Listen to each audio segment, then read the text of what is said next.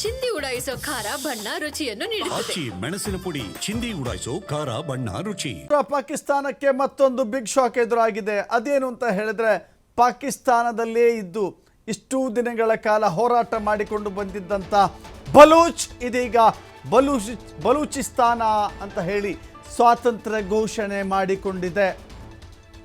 ಪಾಕಿಸ್ತಾನ ಈಗ ಸ್ಪಷ್ಟವಾಗಿ ಎರಡು ಓಳುಗಳಾಗಿ ಒಡೆದು ಹೋಗ್ತಾ ಇದೆ.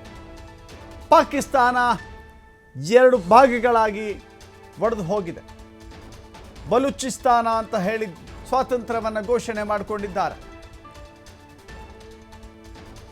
ನಮ್ಮನ್ನು ಸ್ವಾತಂತ್ರ್ಯ ದೇಶವನ್ನಾಗಿ ಗುರುತಿಸಬೇಕು ಅಂತ ಹೇಳಿ ವಿಶ್ವಸಂಸ್ಥೆಗೂ ಕೂಡ ಬಲೂಚಿಸ್ತಾನಿಗರು ಮನವಿ ಮಾಡಿಕೊಂಡಿದ್ದಾರೆ. ಭಾರತದಲ್ಲೂ ಬಲೂಚ್ ರಾಯಭಾರಿ ಕಚೇರಿ ಅನುಮತಿಗೆ ಮನವಿಯನ್ನು ಕೇಳಿಕೊಂಡಿದ್ದಾರೆ. ಬಲೂಚ್ ಸ್ವಾತಂತ್ರ್ಯಕ್ಕಾಗಿ ದೀರ್ಘಕಾಲದಿಂದ ಹೋರಾಟ ಮುಂದುವರೆದಿತ್ತು. ಬಲೂಚಿಸ್ತಾನಕ್ಕೆ ಅಂತಾರಾಷ್ಟ್ರೀಯ ಬೆಂಬಲ ಅಂತ ಹೇಳಿ ಟ್ವೀಟ್ ಮಾಡಿದೆ. ಅದರ ಜೊತೆಗೆ ಬಲೂಚ್ ನಾಯಕ ಮಿರ್ ಯಾರ್ ಬಲೋಚ್ ಇದನ್ನು ಸ್ಪಷ್ಟವಾಗಿ ಹೇಳಿದ್ದಾರೆ. ಬಲೂಚ್ ಬಂಡುಕೋರರು ಪಾಕಿಸ್ತಾನದಿಂದ ಬಲೂಚಿಸ್ತಾನ ವಿಭಜನೆಯಾಗಬೇಕು, ನಾವು ಸ್ವತಂತ್ರ ರಾಷ್ಟ್ರ ಅಂತ ಘೋಷಣೆ ಮಾಡಬೇಕು, ನಾವು ಪಾಕಿಸ್ತಾನದ ಭಾಗವಾಗಿ ಮುಂದುವರಿಯೋದಿಲ್ಲ, ಸ್ವತಂತ್ರ ದೇಶ ನಮಗೆ ಬೇಕು ಅಂತ ಹೇಳಿ ಬಲೂಚಿಸ್ತಾನ ನಿರಂತರವಾದ ಹೋರಾಟವನ್ನು ಮಾಡ್ತಾ ಬಂದಿತ್ತು.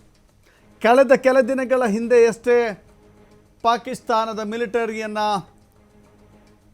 ಟಾರ್ಗೆಟ್ ಮಾಡಿಕೊಂಡು ದಾಳಿ ಮಾಡಿತ್ತು. ಒಂದು ಕಡೆ ಭಾರತದ ಜೊತೆ ಯುದ್ಧ ನಡೀತಾ ಇರಬೇಕಾದ್ರೆ ಅತ್ತ ಬಲೂಚಿಸ್ತಾನವೂ ಕೂಡ ಪಾಕಿಸ್ತಾನದ ಮೇಲೆ ಸಮರ ಸಾರಿತ್ತು.